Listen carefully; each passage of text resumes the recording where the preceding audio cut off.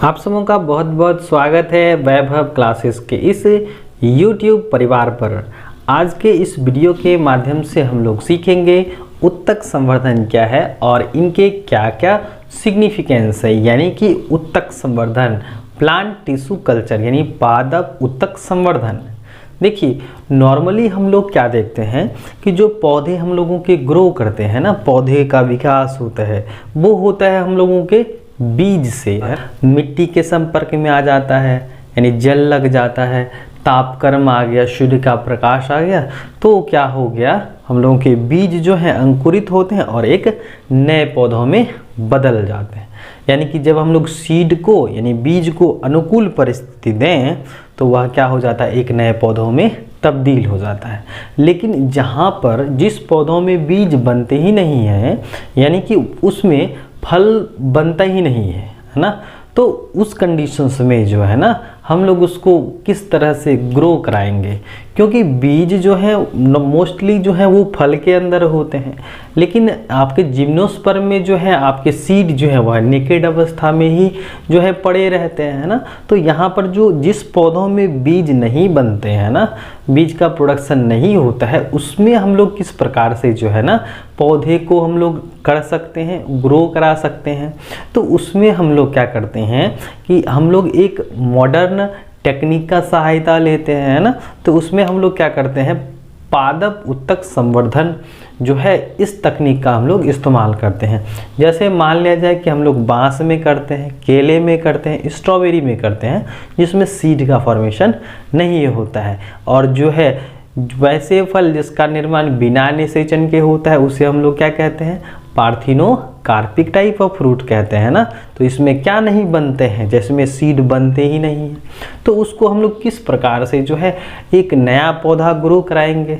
जैसे कि आपने देखा होगा कि बांस को जो है हम लोग अगर अपने घर में लगाना है ना, तो जैसे कि मान लीजिए किसी के यहाँ है तो या कहीं दूर पर है, तो उसको अगर हम लोग अपने खेत में लगाएंगे, अपने फील्ड में लगाएंगे, तो हम लोग क्या करते हैं, उसका जो है जड़ ले लेते हैं, अंदर का पार्ट जो राइजोमेटस होता है, राइजोम होता है ना, तो उसको ले के आना बड़े दूर से और अपनी जगह पर रखना, लगाना, तो ये असुविधाजनक बात हो जाती है।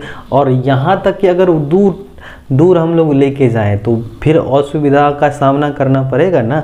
तो यहाँ पर हम लोग क्या करते हैं कि प्लांट टिश्यू कल्चर में हम लोग क्या करते हैं, पौधे के जो है ना उत्तक को ले लेते हैं, कोशिका को ले लेते हैं, ठीक है, भ्रूण को ले लेते हैं, भ्रूणपोष को ले लेते हैं, ये सब को ले करके हम लोग क्या करते हैं, प्रयोगशाला विधि पर जो है ना उसको पोषक तत्व तो देते हैं, न्यूट्रिएंट मीडियम देते हैं ना, सूटेबल न्यूट्रिएंट्स मीडियम दे करके जो है ना हम लोग पूरा पौधा ही बना लेते हैं प्रयोगशाला में। तो यहाँ पर आपने देखा होगा प्लांट टिश्यू कल्चर में जो है बम्बू का प्रोडक्शन किया जाता है, स्ट्रॉबेरी का किया जाता है, बनाना का किया जाता है ना। तो पादप उत्तक संवर्धन में ही जो है हम लोग पौधा में ही हम लोग क्यों कारगर करते हैं, उपयोग में लाते हैं, क्योंकि इसीलिए क्योंकि पौधों के सेल्स में यानी पौधों के टिश्यू में ही एक खास गुण होता है, प्रॉपर्टीज होता है, आप इसको एबिलिटी भी कह सकते हैं। पौधों के गुण में पाए जाने वाले एक क्षमता जो क्या करती है, एक छोटे से सेल से, कोशिका से एक नए पौधों में बनाने की क्या होती हैं, एबिलिटी होती हैं, क्षमता होती हैं। तो इसी गुण को हम लोग इस भाषा में, प्लांट टिश्यू के भाषा में क्या कहते हैं, टोटीपोटेंसी। क्या बोलते हैं भाई, टोटीपोटेंसी, याद रखने, ठीक है। अब देखिए हम लोग क्या करते हैं, प्लांट टिश्यू हम लोग उसी पौधों के साथ करते हैं जिसमें बीज नहीं बनता है, ठीक है। अब देखिए हम लोग पौधा में करते हैं तो प्लांट टिश्यू कल्चर हो गया, ठीक है। पादप उत्तक संवर्धन क्या है, एक आधुनिक और जटिल प्रक्रिया है।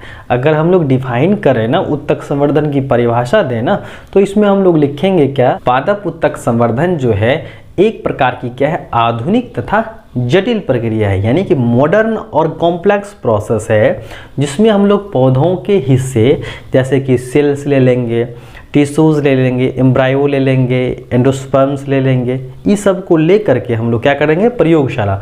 और प्रयोगशाला में क्या क्या होना होगा, यहाँ पर हम लोग न्यूट्रिएंट्स मीडियम होगा, उचित पोषक तत्व यानी सूटेबल न्यूट्रिएंट मीडियम होगा, और एसेप्टिक कंडीशन यानी कि फ्री फ्रॉम माइक्रोब्स होगा, स्टेराइल कंडीशन होगा, यानी कि सूक्ष्म जीव वहाँ पर नहीं होंगे, तो वह जो है ना एक छोटे से सेल्स जो थे ना टिश्यू, वह एक संपूर्ण पौधा में बदल जाएगा। तो ये जो बदलने का जो एबिलिटी है ना, इसी को बोलते हैं टोटीपोटेंसी। और किससे बना भाई?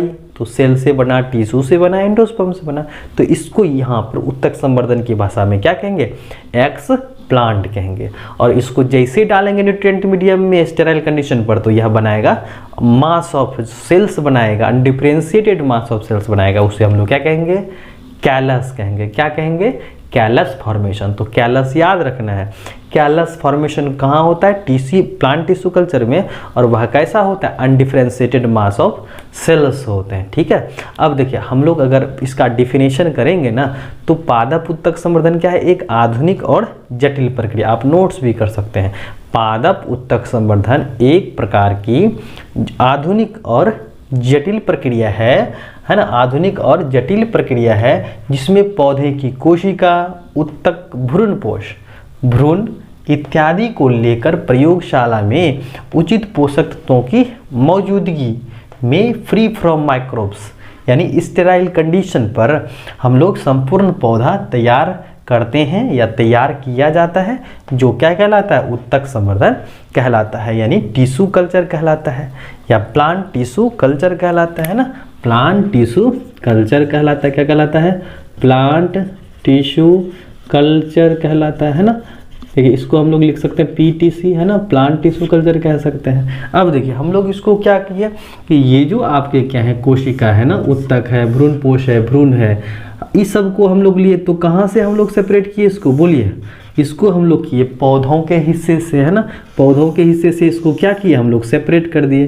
तो इसको लिए ना, तो यहाँ पर एक्स प्लांट में हम लोग क्या क्या लिख सकते हैं? यहाँ पर कोशिका हो सकती है, उत्तक हो सकते हैं ना, भ्रूण हो सकता है, भ्रूणपोष हो सकता है ना, भ्रूणपोष हो सकता है, यानी एंडोस्पर्म्स हो सकते हैं। तो ये सारा का सारा जो है क्या कहलाएगा? अब एक्स प्लांट कहलाएगा। क्या कहलाएगा? एक्स प्लांट न कहलाएगा। अब देखिए इसको हम लोग क्या किए? न्यूट्रिएंट्स मीडियम दिए, यानी कि सुटेबल न्यूट्रिएंट्स मीडियम दिए। आप याद रखिएगा, ठीक है। यहाँ पर न्यूट्रिएंट्स मीडियम जो है एक आपका पोटैटो डेक्सट्रोज अगर है ना, पीडीए, तो पोटैटो डेक्सट्रोज अगर जो है, यानी कि यहाँ पर सुटेबल न्यूट्रिएंट्स मीडियम देंगे उस हिसाब से, मटेरियल के हिसाब से, तो पोषक तत्व देंगे। और उसके बाद क्या? स्टेराइल कंडीशन, प्रयोगशाला विधि पर। तो इससे क्या होगा? ये बनाएंगे क्या? यही एक्स प्लांट कन्वर्ट कर जाएंगे किसमें? मास ऑफ सेल्स में, है ना, मास ऑफ सेल्स, जिसको हम लोग क्या बोलेंगे? Callus formation. और उसको हम लोग फिर सेपरेशन करेंगे और उसके बाद जो है हम लोग प्राइमरी और सेकेंडरी हार्डनिंग के बाद जो होगा हम लोगों का जो पौधा बनेगा स्टेराइल प्लांट, वो सब के सब हम लोग क्या करेंगे? हम लोग यानी कि जो है वो पौधा होगा वह ज़मीन पर आने के लिए तैयार हो चुका होगा प्राइमरी के बाद सेकेंडिंग। ठीक है। तो यहाँ पर आप कह सकते हैं एक शिशु पौधा होता है और शिशु पौधा को जैसे शिशु को हम लोग देख रेख करते हैं ना, तो देख रेख अच्छे से कर तब तक कि वह बड़ा होकर के अपने से जीने लायक नहीं हो जाता है ना, चलने के लायक नहीं हो जाता, तब तक हम लोग उसका खास ख्याल रखते हैं। तो उसी तरह से पौधे जब तक जो है उसमें जड़ तना पत्ती ना हो जाता है तब तक उसका हम लोग खास ख्याल रखते हैं।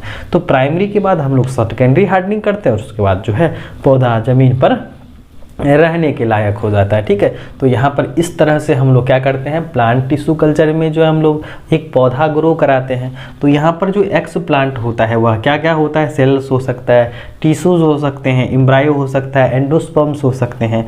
तो ये सारा का सारा जो हम लोग उत्तक संवर्धन में जो हम लोग इस्तेमाल करते हैं पौधों के सेल्स या पौधों के हिस्से ना, तो उसको हम लोग क्या बोलते हैं? एक्स प्लांट कहते हैं। अब देखिए समस्या आती है कि अगर हम लोग पौधों में जिसमें सीड नहीं बन रहे हैं उसके तो कॉपीज बना रहे हैं, पौधे हम लोग तैयार कर रहे हैं, लेकिन ऐसा भी तो हो सकता है कि हम लोग क्या करें एनिमल्स में, जैसे कि क्या होता है लाइफ स्पैन के बाद ये क्या हो जाते हैं, इनकी डेथ हो जाती है। तो हम लोग ऐसा करें कि हम लोग मनुष्य का या किसी जंतु का टिश्यू लें, फिर हम लोग पीटीसी में जा करके यानी कि प्रयोगशाला में जा करके हम लोग एक नया कॉपी तैयार कर लें। ऐसा भी तो हो सकता है, लेकिन ऐसा नहीं होता है। क्यों नहीं होता है? क्योंकि हमारे सेल्स के जो यानी कोशिकाएं जो है ना, उत्तक जो है ना, उसमें इस प्रकार की एबिलिटी नहीं होती है।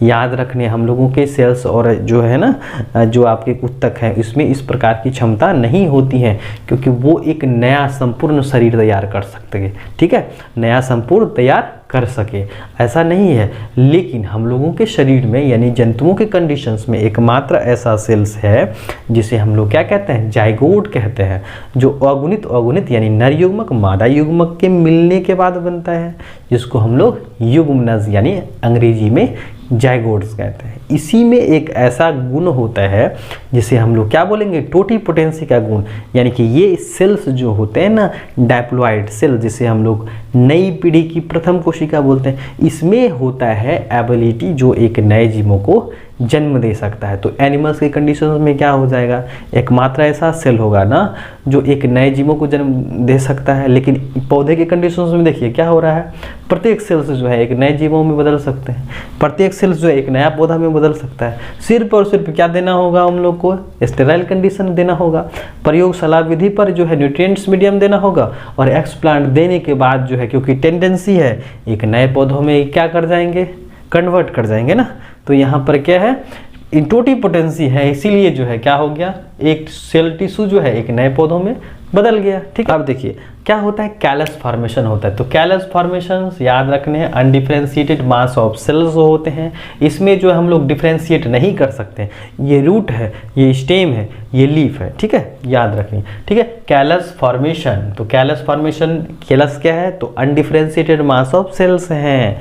इसको हम लोग किस प्रकार से परिभाषित करेंगे कैलस को, तो पादप ऊतक संवर्धन में जब एक्स प्लांट को क्या किया जाता है, उचित पोषक तत्वों की मौजूदगी में रखा जाता है, तो उस दौरान क्या बनते हैं कि जो है अनडिफरेंशिएटेड मास ऑफ सेल्स बनते हैं, कोशिकाओं का एक मास बनता है ना, तो उसी मास को हम लोग क्या बोलते हैं, कैलस, क्या बोलते हैं, कैलस। और ऊतक संवर्धन में जो हम लोग इस्तेमाल करते हैं जैसे कि कोशिका हो गया, भ्रूण हो गया, भ्रूणपोष हो गया, ये सबको क्या नाम दिए है ना, इस सबको क्या नाम दिए, एक्स प्लांट नाम दिए। ठीक है, अब देखिए आगे बढ़िए कि इसका जो सिग्निफिकेंस जो है यानी इसका जो इम्पोर्टेंट यानी कि क्या क्या महत्व है। एक चीज़ तो हम लोगों ने सीख लिया कि वैसे पौधे जिसमें बीज नहीं बनते हैं उसमें हम लोग प्लांट टिश्यू कल्चर करा देंगे। तो आप यहाँ से भी एक कर सकते हैं, अगर जिसमें बीज भाई नहीं बनता है, चलो भाई उसको जो है हम लोग प्लांट टिश्यू कल्चर कर देते हैं, वो पौधा बहुत सारा बन गया है ना। अब देखिए हम लोग पहला कर लेते हैं कि जो है प्रोडक्शन ऑफ स्टेराइल प्लांट, यानी कि इस प्रकार की तकनीक जो है ना, जो पौधे बनाएंगी वो कैसा होगा, फ्री फ्रॉम माइक्रोब्स होगा, किसी भी प्रकार का इन्फेक्शन नहीं होगा, यानी संक्रमण रहित होगा। क्या होगा, जो पौधा आएगा वह कैसा होगा भाई, संक्रमण रहित होगा। कैसा होगा, संक्रमण रहित, यानी कि इसमें किसी भी प्रकार का इन्फेक्शन नहीं होगा। यानी कि सीधा हम लोग कह सकते हैं पौधे कैसे आएंगे, स्टेराइल वाले आएंगे, यानी बीमारी जो है वो लेकर के नहीं आएंगे। ठीक है, दूसरा जो है वो है हाई प्रोडक्शन, यानी कि इनकी जो पैदावार होगी ना वह कैसा होगा, खूब पैदावार होगा, उसमें जो प्रोडक्शन लगेंगे वो ज़्यादा होंगे। तो यहाँ पर जो है उत्पादन में क्या होंगी, बढ़ोतरी होंगी। क्या होंगी, उत्पादन में बढ़ोतरी होंगी। क्या होंगी, बढ़ोतरी होंगी। जो प्रोडक्ट्स लगेंगे ना वो क्या होंगे, सबसे ज़्यादा होंगे। किसमें भाई, जिसमें हम लोग प्लांट टिश्यू कल्चर करा रहे हैं, क्योंकि जो है हम लोग स्टेराइल कंडीशंस में कर रहे हैं, उचित पोषक तत्वों की मौजूदगी में कर रहे हैं, तो प्रोडक्शन क्या होगा, ज़्यादा होने वाला है ना। अब देखिए number of plants production in the short time, है ना, कि हम लोग पौधे जो है बहुत अधिक संख्या में बना सकते हैं इस विधि द्वारा कम ही समय में। तो अगर हमको ज़्यादा पौधा चाहिए तो हम लोग पीटीसी कर सकते हैं। तो हम लोग क्या एक कम समय में, हम लोग कम समय में जो है बहुत सारा पौधा क्या कर सकते हैं, कल्चर कर सकते हैं by process of plant tissue culture. ठीक है, आगे हम लोग बढ़ते हैं कि यहाँ पर जो है रेसिस्टेंट, यानी कि जो पौधा होगा, आने वाला जो होगा पौधा वह क्या होगा, रेसिस्टेंट होगा, प्रतिरोधी होगा। जैसे कि क्या हो जाएंगे हम लोग जो है क्या करेंगे, वह धूप से, बारिश से जो है या किसी अन्य प्रकार का जो है प्रतिरोध से क्या होगा, वह क्या होगा, रेसिस्टेंट अपने आप को क्या कर सकता है, बचा सकता है ना।